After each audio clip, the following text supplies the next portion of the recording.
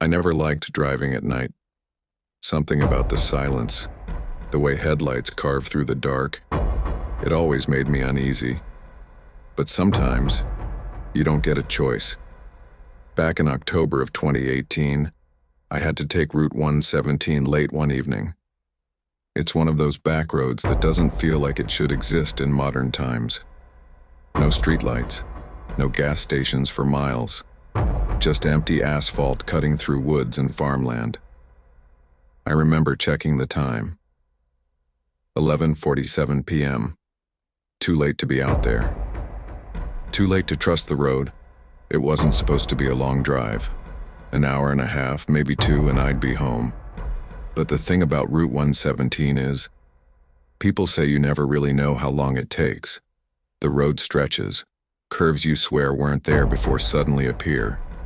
Sometimes, cars never come out the other side at all. That night I wasn't alone on the highway.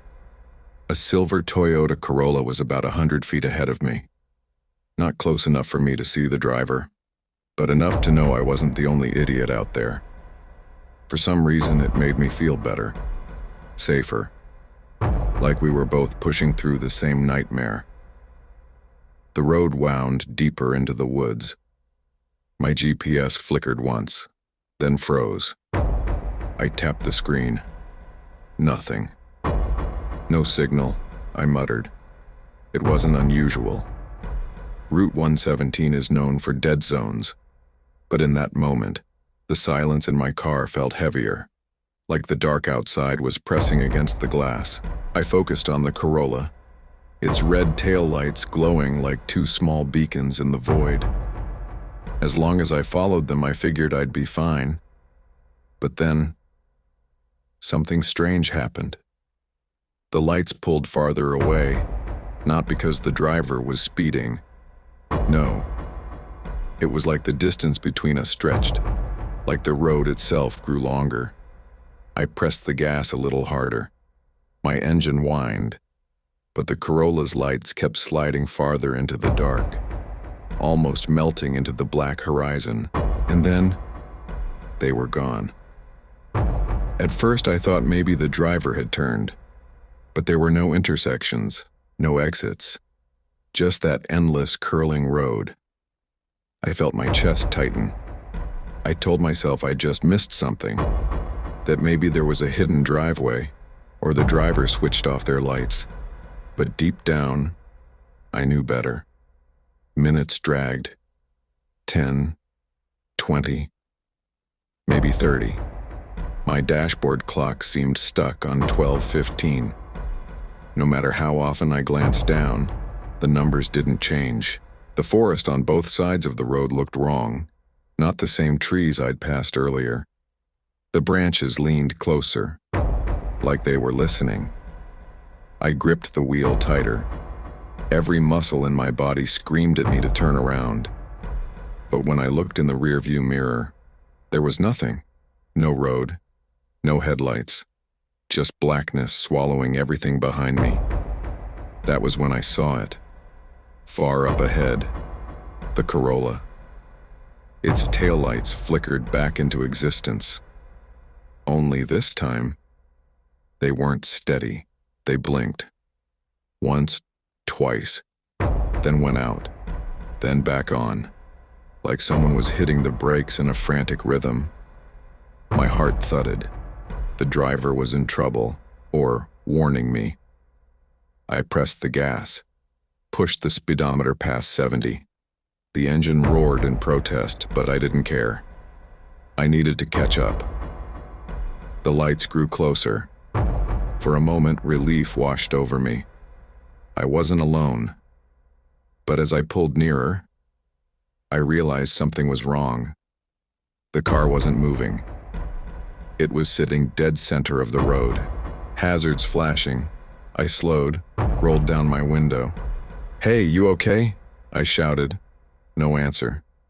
The driver's door hung open, swinging slightly in the wind. I pulled over behind them. My headlights spilled over the back of the Corolla. The trunk was closed, no scratches, no sign of an accident. But the driver's seat was empty. I stepped out. The night air was freezing. My breath plumed in the beams of my headlights. "Hello?" I called again. Nothing. I walked closer, peered into the car, keys still in the ignition. Engine dead, driver's phone sitting in the cup holder. The woods pressed in on both sides of the road. Silent. Too silent. I felt it then. That overwhelming certainty that I wasn't supposed to be there. Something cracked in the woods. A branch snapping under weight. Heavy weight. I froze. "Hello?" I tried one last time, though my voice shook. No response. Just another crack. Closer this time. I backed toward my own car. Every instinct screamed at me to leave, to drive. I got in, locked the doors, turned the key. My engine sputtered. Once, twice, then died. My headlights dimmed, then went out. I was plunged into darkness, and that's when I saw it. Not the driver, not a person at all, just movement. Shadows shifting between the trees. Shapes that were too tall, too thin, moving wrong. They circled, slowly, as if deciding who would take the first step onto the road. I sat frozen, hands clamped around the steering wheel, afraid to breathe. Then, the Corolla's hazards went out. The lights died completely. The car seemed to vanish, like it had never been there. And suddenly, my engine roared to life. Headlights cutting through the dark. The road stretched open before me, empty, silent. I didn't wait. I slammed the gas. The trees blurred past. I drove until the woods thinned, until the sky lightened with the first traces of dawn. When I finally saw the gas station on the corner of Route 117 and Highway 6, I nearly broke down crying.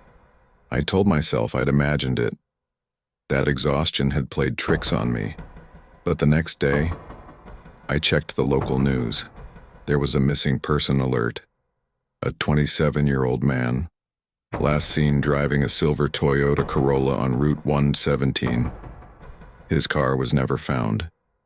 Neither was he. And sometimes, late at night, I wonder if I was supposed to vanish too.